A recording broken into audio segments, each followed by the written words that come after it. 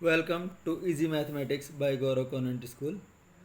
Class 10th, Exercise 1.1, Question number 4. Use Euclid division lemma to show that the square of any positive integer is either of form 3m और 3m plus 1 for some integer m. देखिए, सबसे पहले कोई भी problem को solve करने के लिए हमको ज़रूरी ये पता होना चाहिए कि क्वेश्चन क्या पूछा जा रहा है।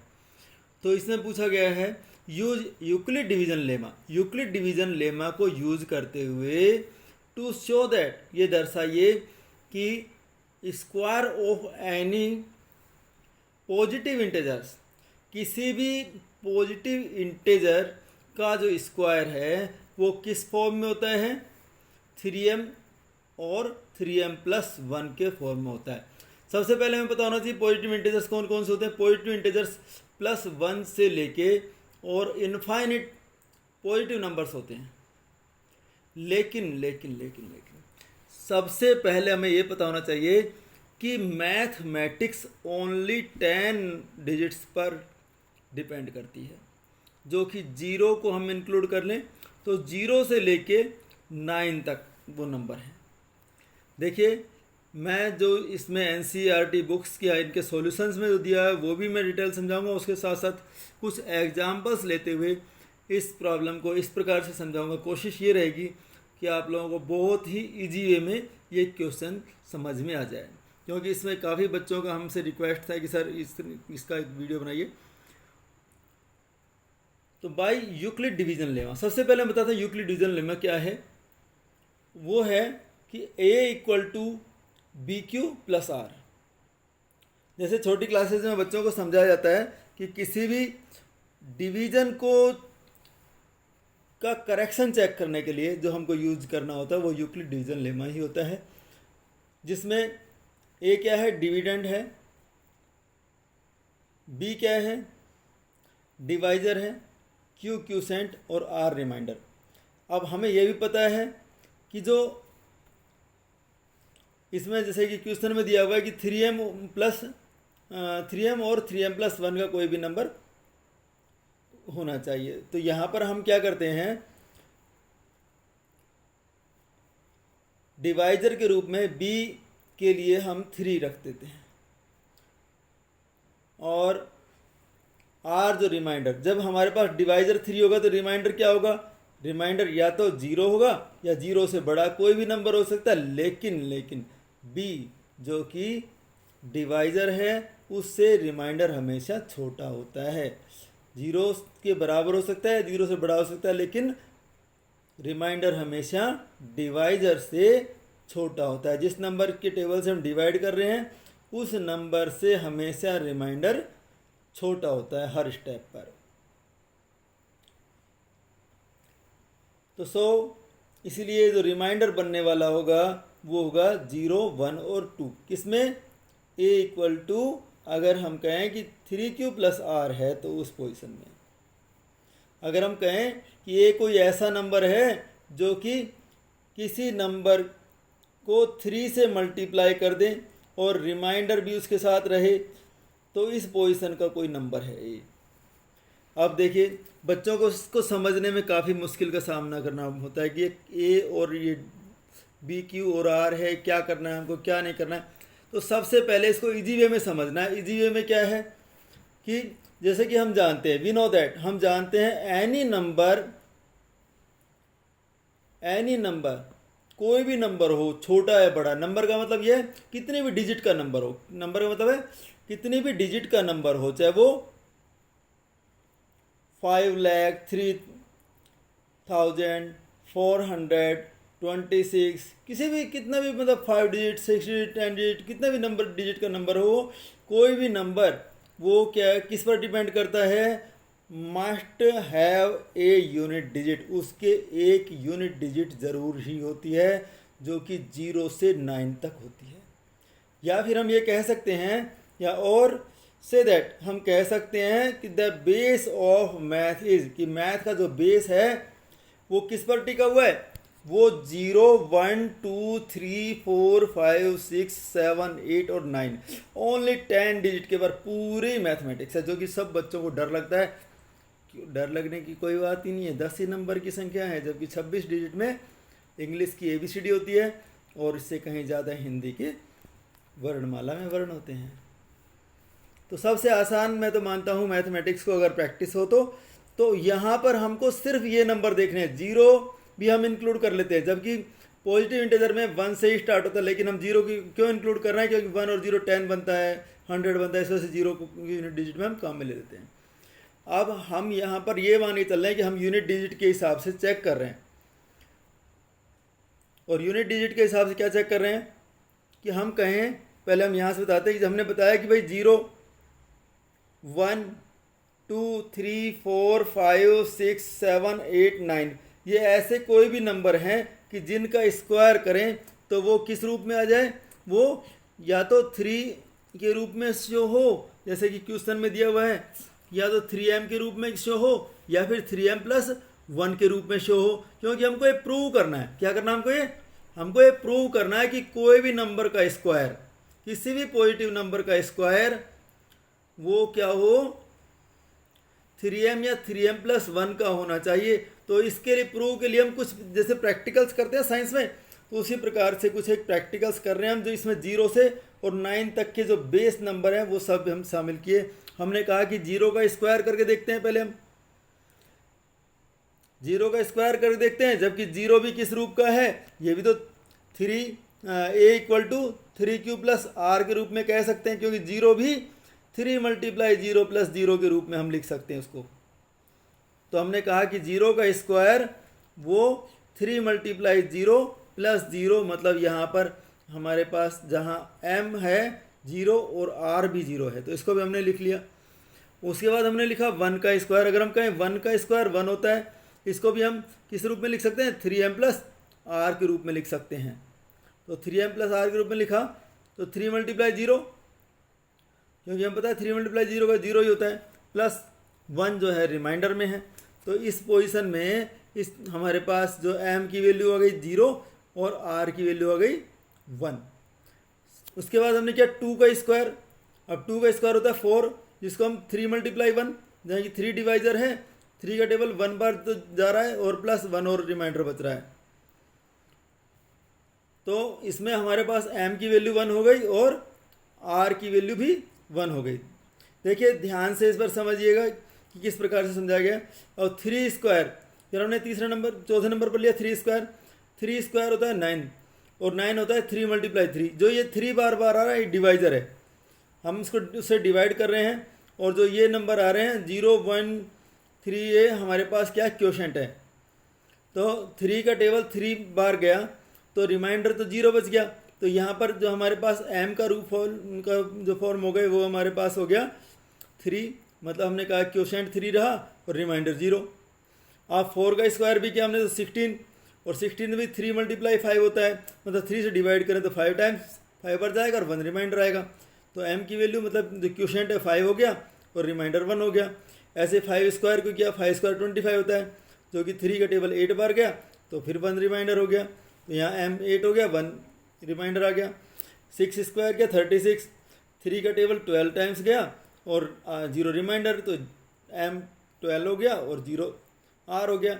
इस तरह उनसे हमने काफ़ी प्रैक्टिकल्स किए और 9 तक के सभी जो बेस नंबर है उस पर किए प्रैक्टिकल्स। तो 7 स्क्वायर 49, तो 3 × 16 मतलब 3 का टेबल 16 टाइम्स गया तो +1 रिमाइंडर आ गया। ठीक है।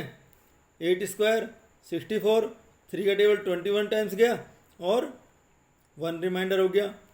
और 9 स्क्वायर किया तो 81, और इसमें 3 का टेबल 27 टाइम्स गया और 0 रिमाइंडर। तो यहाँ पर हमने देखा, यहाँ पर हमने क्या देखा इसके अंदर पूरे पार्ट में, हमने ये देखा इसमें कि जो हमारे पास m हमने शुरुआत से देखे 0 से लेके और 27 तक हमने 9 के लिए हमने चेक किया, 9 तक 0 से 9 तक चेक किया। तो हमने हर जगह एक ही चीज़ पाया कि रिमाइंडर 0 और 1 यही रिमाइंडर आ रहे हैं।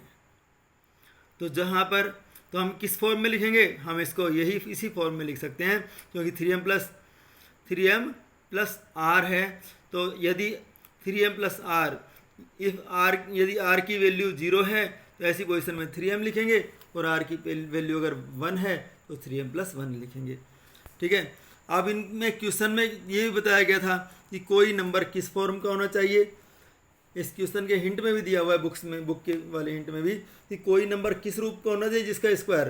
तो जिस नंबर का हमको स्क्वायर करना है वो 3q प्लस r के फॉर्म का होना चाहिए। और ये सभी नंबर, कोई भी नंबर को हम 3q प्लस r के रूप में लिख सकते हैं।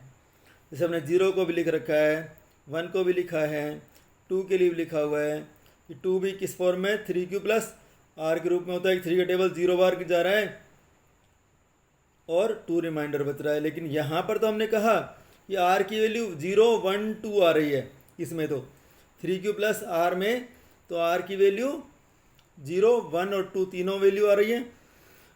और ये 3q प्लस r की फॉर्म में हमने 0 से लेकर 9 तक के नंबर लिखे हुए हैं।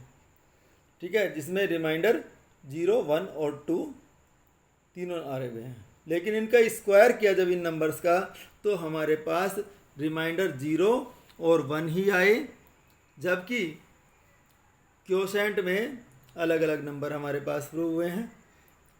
तो रिमाइंडर जैसे कि इस क्वेश्चन में था, क्वेश्चन में, तो इससे हमने कंक्लूजन जो हमारा निकलता है, तो हैंस वी से दैट, इसलिए हम कह सकते हैं कि square of any positive number और integer is either of form 3m और 3m प्लस 1, दैट्स प्रूव्ड।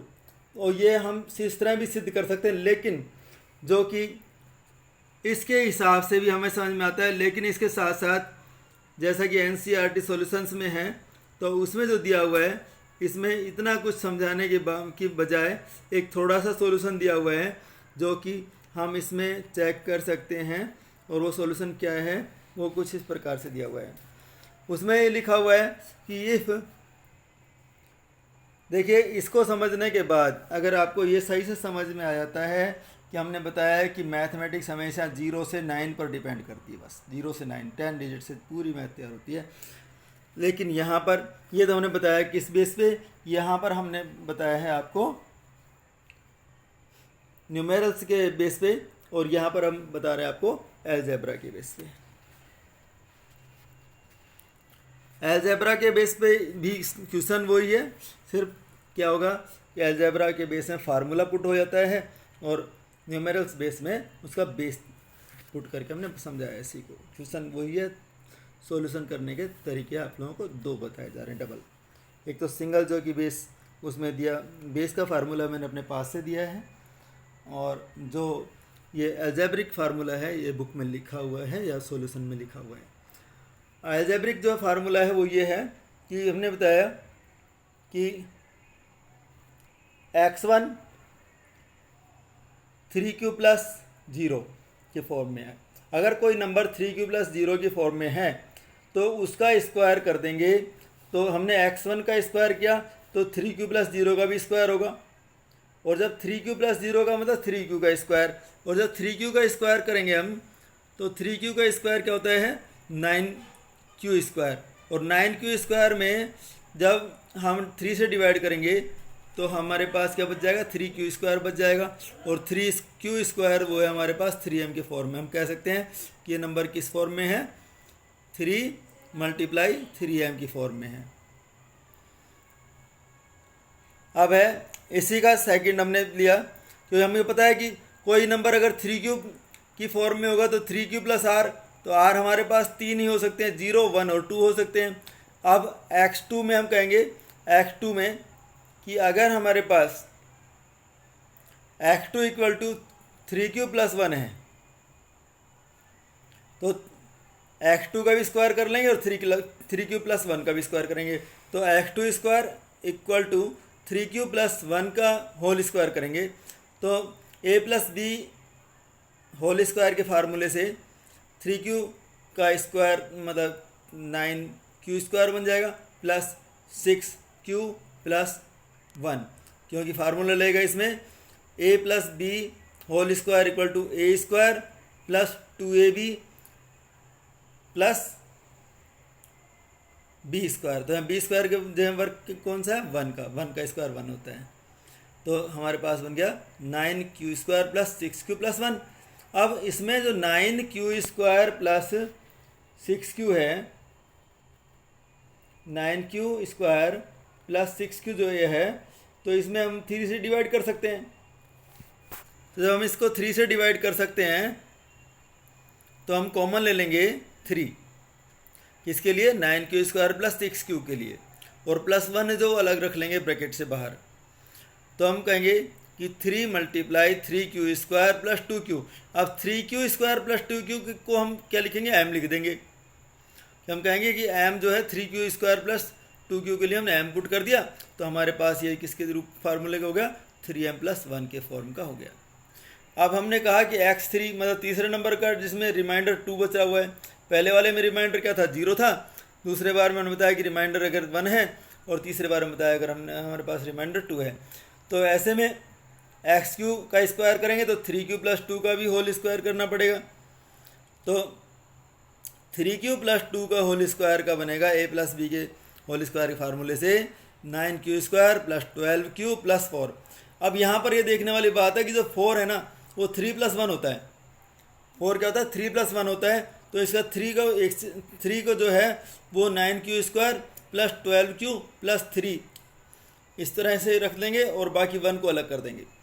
तो हमने जो 9q square plus 12q plus 3 था, उसमें से 3 कॉमन ले लिया, तो हमारे पास आ गया 3, और ब्रैकेट के अंदर 3q square plus 4q plus 1। तो इस 3q square plus 4q plus 1 की जगह पर हमने m लिख दिया।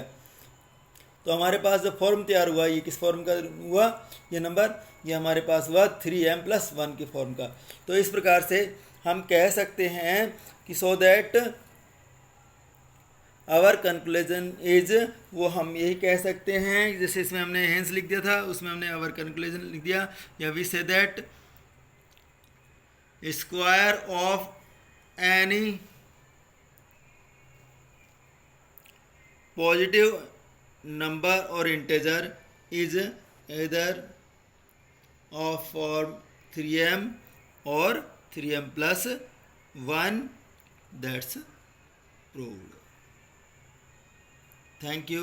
वीडियो अगर पसंद आए तो लाइक करें, और नए हैं यदि आप तो सब्सक्राइब करें चैनल को। बहुत बहुत धन्यवाद।